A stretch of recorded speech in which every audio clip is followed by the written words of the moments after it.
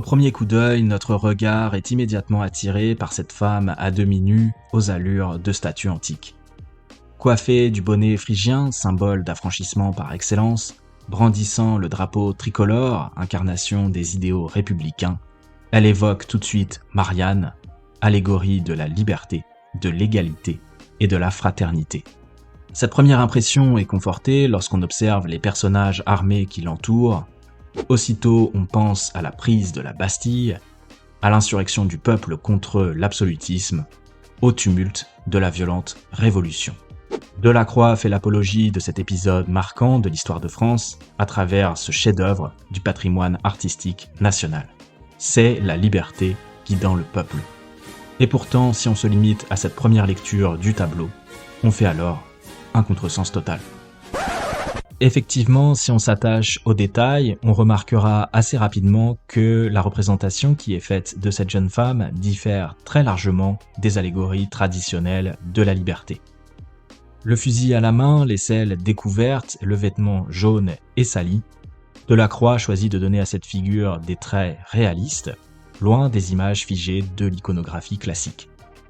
Comment justifier ce choix? Quelle était l'intention originelle du romantique Eugène Delacroix lorsqu'il a peint ce tableau devenu emblème national au point de figurer sur les billets de 100 francs jusqu'en 1995? Pour le comprendre, il est important de considérer un indice essentiel, la date de la création du tableau, 1830, soit 4 décennies après les événements de 1789. Entre ces deux dates, la France a traversé une succession de régimes, révolution, empire napoléonien, puis restauration monarchique. En juillet 1830, les Trois Glorieuses voient alors éclater une nouvelle insurrection populaire, dirigée contre l'autoritarisme de Charles X et sa volonté de modifier la Constitution.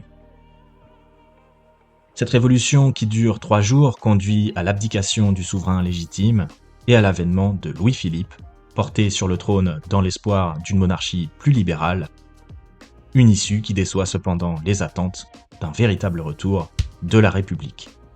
C'est dans ce contexte brûlant de révolution en demi-teinte que Delacroix peint la liberté guidant le peuple.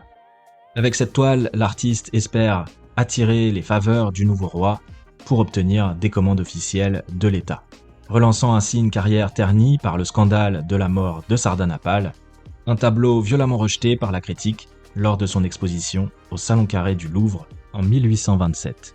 Cette volonté de réhabilitation de Delacroix explique dès lors pourquoi la liberté guidant le peuple apparaît moins comme un hommage sincère à la Révolution que comme une construction au service de la propagande de Louis-Philippe, réduisant ainsi l'idéal révolutionnaire à une vision brute, peu valorisante, caricaturale presque sous certains aspects.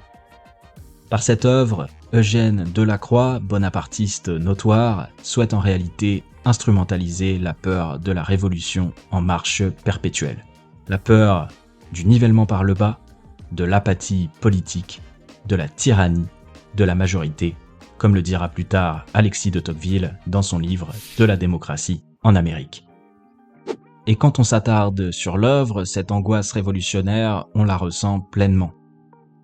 Au pied de la liberté, les corps s'amoncellent dans un mouvement chaotique. Les visages marqués par la peur, la fatigue et la violence témoignent de la brutalité de cette scène macabre.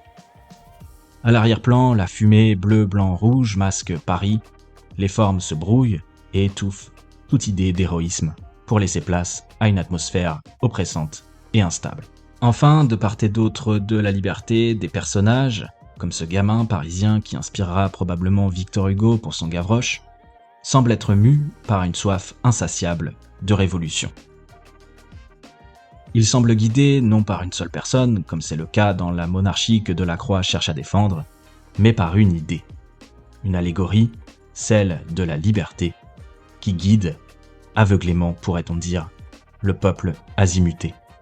D'où le titre du tableau, La liberté guidant le peuple.